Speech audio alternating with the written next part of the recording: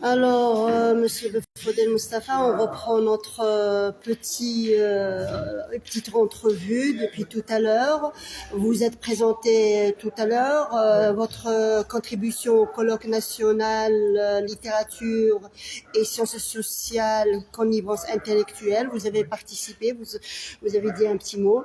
Là, essayez de présenter votre dernier né sur la Palestine. Allez-y, carte-le. Alors, le livre s'intitule Ma mère a refusé que quiconque écrive sur le corps.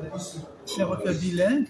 En arabe, c'est Ummi Rafadat an yaktuba ala jasadina ahad.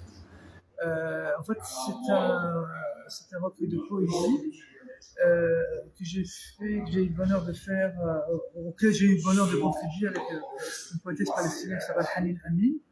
Il vient de paraître aux éditions Le Corps à Jeuny, avec le concours de la BAM, c'est la Bibliothèque arabe de Marseille.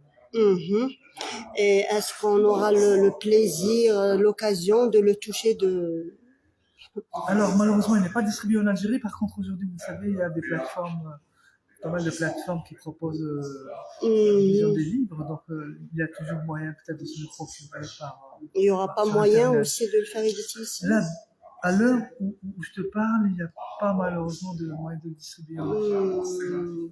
Et il est question de quoi dans cette... Vous parlez de la violence, sur Gaza, sur ce qui se passe en Palestine. Est-ce qu'il y a de l'espérance? Est-ce qu'il y a de...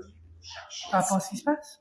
Maintenant, il y a une jonction entre la Palestine et le Liban. Donc, il y a une unité de destin. Alors, c'est vrai que nous vivons un moment d'une extrême tension, d'une totale dévastation. Mais j'ose espérer que ça pourrait peut-être accélérer éventuellement les négociations pour un cessez-le-feu. Je l'espère. Et la poésie sauvera le monde, vous croyez? La poésie, non. Elle ne sauve pas le monde. Par contre, c'est la langue de l'émotion, c'est-à-dire elle enregistre, elle capte. La poésie, elle est au diapason du monde. C'est un langage peut-être désespéré. Il porte cette désespérance en lui. Mais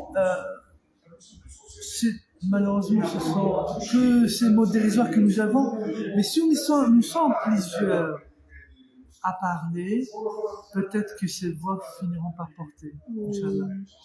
Pour moi, la poésie, c'est pas seulement l'écrit, c'est aussi une philosophie, une manière d'être, c'est le verbe subversif, c'est le verbe vrai aussi, on en a tellement besoin. Est-ce qu'on aura l'occasion à Oran de vous avoir En tout cas, moi, je suis toujours disponible à venir à Oran, à venir dans toutes les villes d'Algérie. C'est ça, en fait, qui donne du sens à notre travail si modeste. C'est vous. Voilà. On a eu déjà le plaisir de vous recevoir autour de votre livre Babel. Oui, c'est ça. L'invitation de travailler ça et c'est toujours une joie vraiment d'avoir ce moment de partage. Un dernier mot. En fait, c'est juste pour dire combien j'étais vraiment enchanté de participer à ce colloque sur la littérature et les sciences sociales. C'est un thème extrêmement important.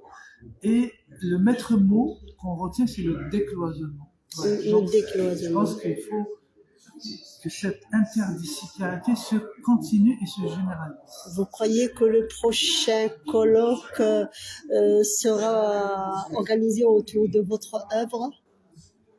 En fait, là, je touche à mes 56 ans. Je pense que je commence un petit peu à parler comme les vieux. Donc peut-être je vais avoir droit à un hommage. Non. Oui. Moi, je considère toujours, et c'est très sincère, que je suis dans l'apprentissage. Donc chaque jour, on apprend. Et c'est ça qui fait votre grandeur. Aujourd'hui, j'ai beaucoup appris.